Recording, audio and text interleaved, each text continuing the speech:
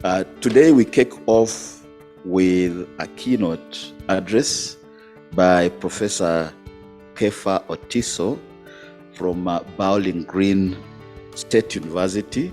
Then we are seeing a complex multipolarity that is involving at least three dominant players, the US, China, and the European Union. And if you break down the complexity, you'll see an emerging Chinese-American bipolarity that is increasingly structuring the world system. To say there is a lot to learn from the various BRICS countries in terms of digitalization. For example, Moscow is one of the most digitalized cities in the world.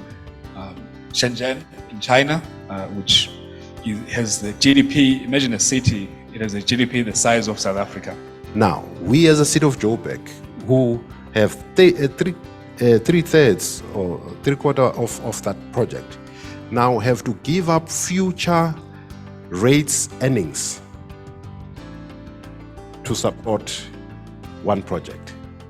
I want to focus more around what do smart cities mean for Rwanda, for China, for Singapore, and what it should mean for South Africa. Milwaukee to Chicago is about 100 kilometers approximation. It was cornfield. And as you drove through in two lanes, you smelled this corn and cows. And that's all you saw on both sides for that 100 kilometers. Now, it is a sprawled city. The two cities are combined, Milwaukee to Chicago. Because our infrastructure must be resilient to the current management challenges that we are faced today.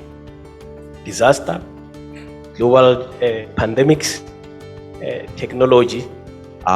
More recently, a report found that increased funding for HBCUs could help close the racial wealth gap and diversify the American workforce and also benefit the national economy. The nature of superpowers to basically wipe out competition. I mean, you are calling it US policy, whatever it is, but that is the nature of the beast. A form of resistance traditionally in America, or at least through the lens of being an African woman in America, there's a lot of pressure put on the African woman.